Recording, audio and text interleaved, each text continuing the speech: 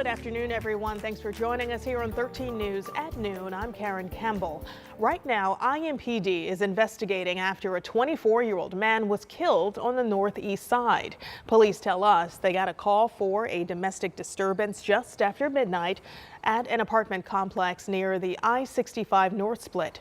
Police say when they got to the scene, they saw shots being fired. And they tell us Rayon Matthews was killed during the shooting at Westmont Apartments. That's near 16th and Lewis Street, just east of the O'Bannon Soccer Park. Matthews was pronounced dead at the scene. Now we know that a person of interest was taken into custody. That person has been released pending further investigation.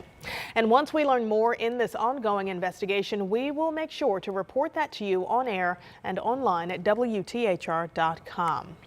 New details this afternoon. A man arrested in a downtown violence is expected in court. He is accused of stabbing and strangling a man to death at the convention center downtown. And we told you, of course, about this incident yesterday at noon.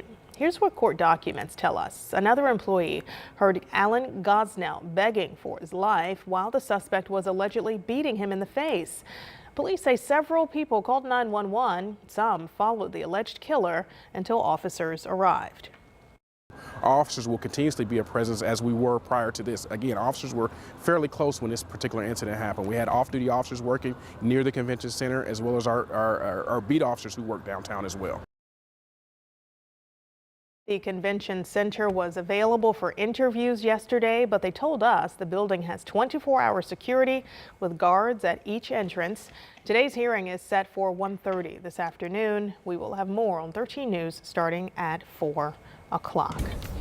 All right, now is the time to give you a look outside. You're looking live now over downtown Indianapolis. If you're curious about getting out today, this is the picture that is awaiting you this afternoon. Another warm afternoon. Sean is here to talk about how much longer this warmth will last and if it'll last into the weekend. Yeah, how about beyond? Yes. How about probably another over a week? Good. We're staring down some unseasonably warm conditions. We needed some rain. We started letting you know the last couple of days this thing was trending more toward the south and southwest. Outside we go. Temperatures at this hour in the middle and upper 70s, and for some we're going to tack on almost 10 degrees to what you're going to see here in a moment. More sunshine northeast versus kind of a mixed sky here around Marion County, and then more cloud cover and cooler temperatures over the southwestern part of the state where that rain band has been more prevalent. Terre Haute, south of Bloomington, Bedford cashed in, and we'll talk about some of the rain numbers in just a little bit.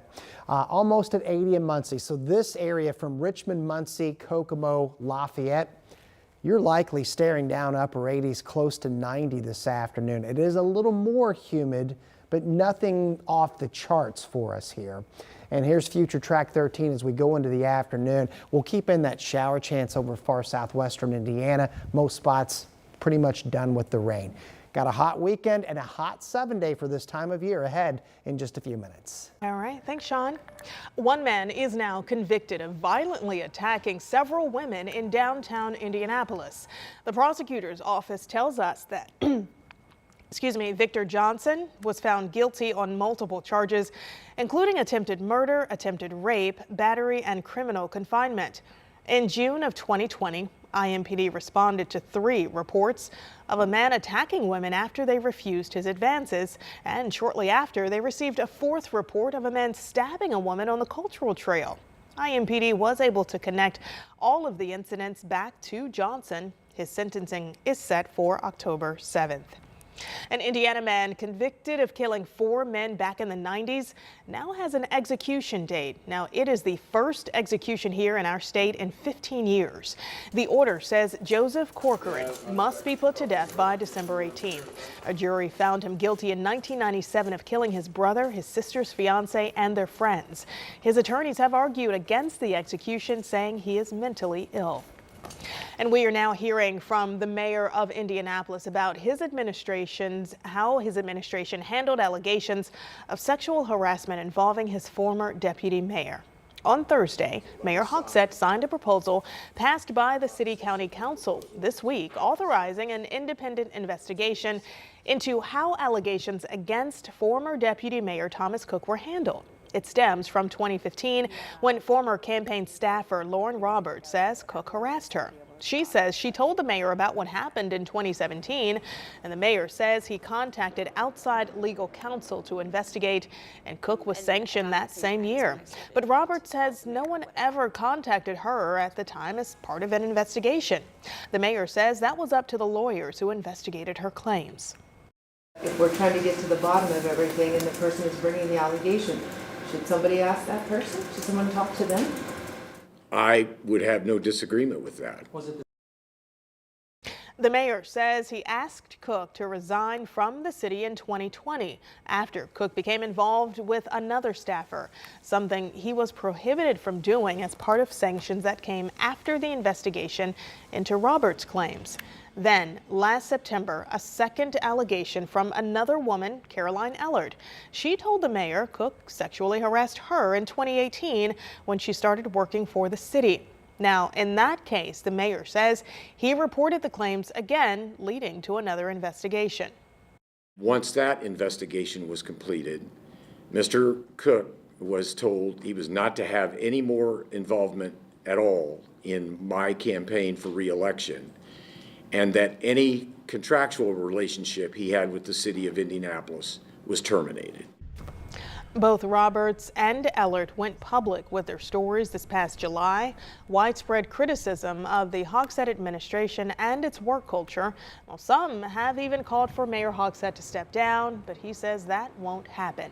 In the past month, the mayor has signed an executive order calling for sexual harassment training for all employees, not just supervisors. Also, an anonymous reporting system for complaints. And right now, there are 6 other investigations taking place following more complaints.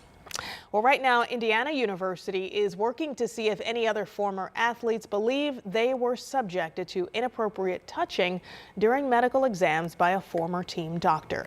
Now, it is unclear who brought these allegations against Dr. Brad Bomba Sr., but what we do know is that he played basketball for IU decades ago when Dr. Bomba Sr. was the team doctor.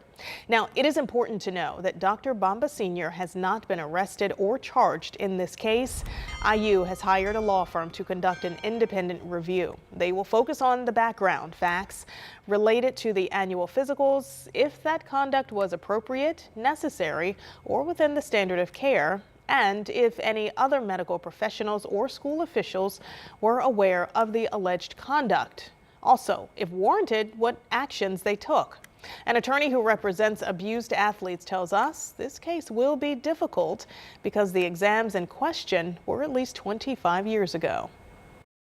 The only hope we would have is having civil cases, doing discovery, finding out what happened in the light of day. That can only be achieved in the civil justice process.